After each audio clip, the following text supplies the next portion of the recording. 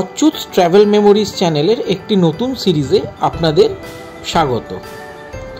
ভেলোর কথাটা উঠলে আমাদের সর্বপ্রথম ক্রিশ্চিয়ান মেডিকেল কলেজে চিকিৎসার কথাটাই মাথায় আসে, অথবা ভিআইটি অর্থাৎ ভেলোর ইনস্টিটিউট অফ টেকনোলজিতে হায়ার এডুকেশনের কথাটা মাথায় আসে। কিন্তু এর বাইরেও যে ভেলোর আছে, ভেলোরের যে একটা ট্যুরিজম পোটেন্সি আছে, এই সিরিজের মাধ্যমে আমরা আপনাদের কাছে সেটাই তুলে ধরার চেষ্টা করব। যদিও আমাদের এবারের ভেলোর ট্রিপটা মেডিকেল কনসালটেশনের ব্যাপারেই ছিল, তাও আমরা তারই মধ্যে যেটুকু সময় পেয়েছি সেই সময় বের করে ভেলোরের ট্যুরিজম পোটেন্সিটাকে এক্সপ্লোর করার চেষ্টা করেছি। তো চলুন আর কথা না বাড়িয়ে আমাদের ভেলোর যাত্রা দিয়ে এই সিরিজটা আমরা শুরু করি। আজ বুধবার 9 এপ্রিল 2025 আর আমাদের train 12863 up Howrah Bangalore SMVB express Howrah স্টেশনের 22 নম্বর প্ল্যাটফর্মে অ্যানাউন্স করে দিয়েছে। আমাদের রিজার্ভেশন আছে AC 3 টায়ার B2 কম্পার্টমেন্টে। এই ট্রেনটিতে মোট 23টি কম্পার্টমেন্ট আছে, যার মধ্যে 4টে জেনারেল, 6টা স্লিপার, একটি প্যান্ট্রি কার, 4টে AC 3 টায়ার, 2টো AC 3 টায়ার ইকোনমি, 2টি AC 2 টায়ার এবং একটি AC ফার্স্ট ক্লাস আছে। এই ট্রেনটি রাত্রি 10:45 হাওড়া থেকে ছেড়ে তৃতীয় দিন সকাল 7টার সময় SMVT ব্যাঙ্গালোরে পৌঁছয়।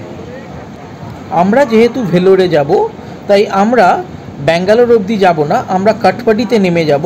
কাটপাডিতে গাড়িটি পৌঁছানোর শিডিউল টাইম হচ্ছে তৃতীয় দিন ভোর 2:45 সময়। কাটপাডি স্টেশন থেকে ক্রিশ্চিয়ান মেডিকেল কলেজ ভেলোরের দূরত্ব হচ্ছে অ্যারাউন্ড 6.5 কিলোমিটার, আর অটোরিক্সাতে 200 টাকা মতন ভাড়া নেয়।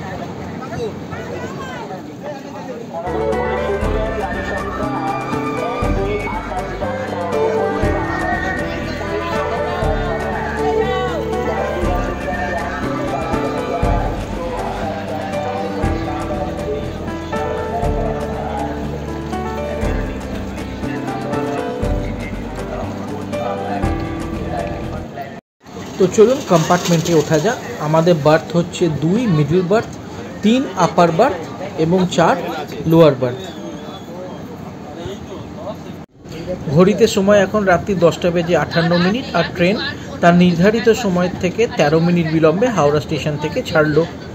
আজ আমরা সারাদিন অফিস করেছি, আমার মেয়ে স্কুল করেছে, তারপর বাড়ি ফিরে ফাইনাল প্যাকিং করে হাওড়ায় এসে আমরা ট্রেনে উঠেছি। এখন আমরা ড্যাম এক্সস্টেড, এবার আমরা ঘুমিয়ে পড়ব। দেখা হবে কাল সকালে। Good morning.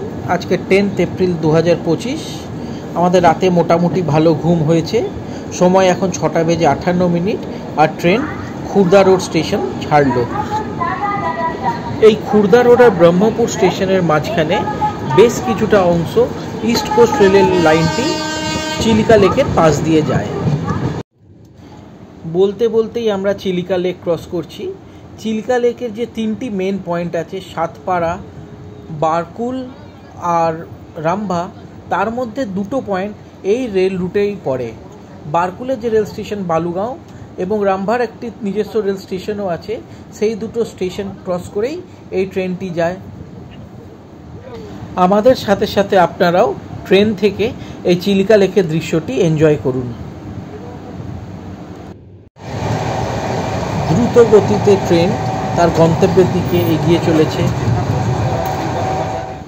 সময় এখন সকাল 11:45 আর আমাদের ট্রেন উড়িষ্যাকে পার করে অন্ধ্রপ্রদেশে তার প্রথম স্টপ বিজয়নগরম স্টেশনে এসে পৌঁছেছে।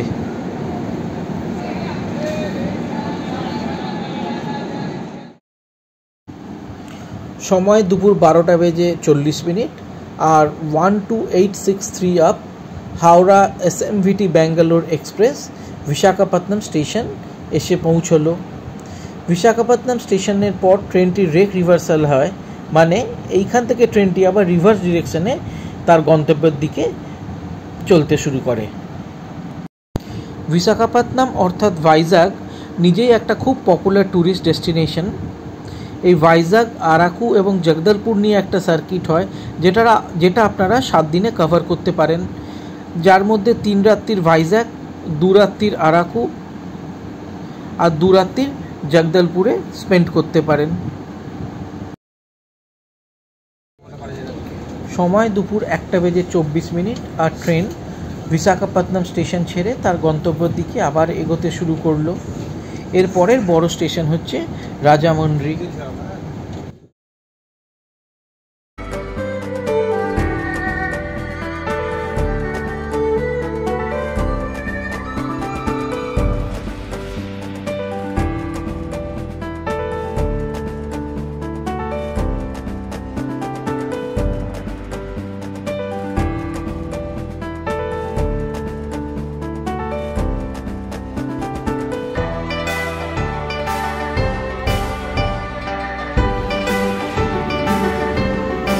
সময় 4:42 আর ট্রেন রাজামন্ড্রি স্টেশন ছাড়লো।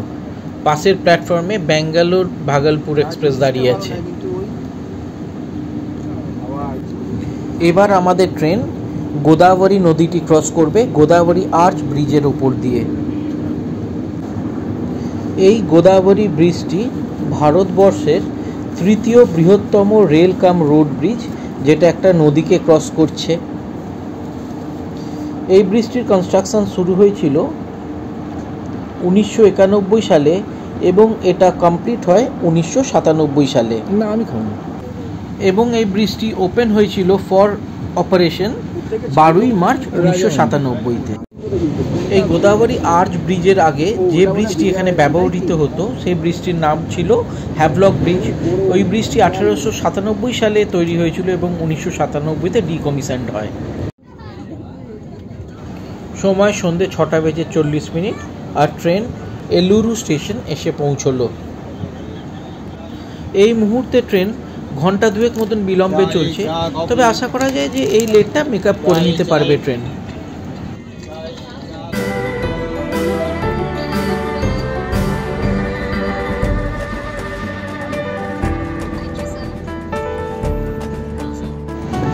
সময় সন্ধ্যে 7:37 আর আমাদের ট্রেন বিজয়ওয়াড়া স্টেশনে এসে পৌঁছলো।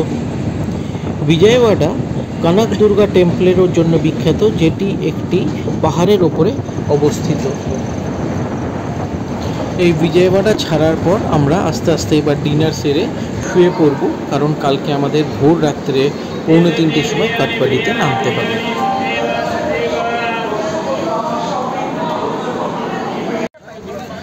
Good morning, 11 April 2025। সময় হচ্ছে এখন ভোর 3:30 আর আমাদের ট্রেন কাটপাডি স্টেশনে এসে পৌঁছলো। অতএব গাড়িটি তার নির্ধারিত সময় থেকে 45 মিনিট বিলম্বে কাটপাডিতে পৌঁছলো। যাই হোক, ট্রেন জার্নিটা বেশ কমফোর্টেবল ছিল এবং আমরা খুব ভালোভাবেই কাটপাডিতে এসে পৌঁছে গেলাম। এই ছোট্ট ট্রেন ব্লগটি এখানেই শেষ করছি। এর পরের ভিডিওতে ভেলোরের ডিটেলস নিয়ে আমরা আপনাদের সামনে উপস্থিত হব।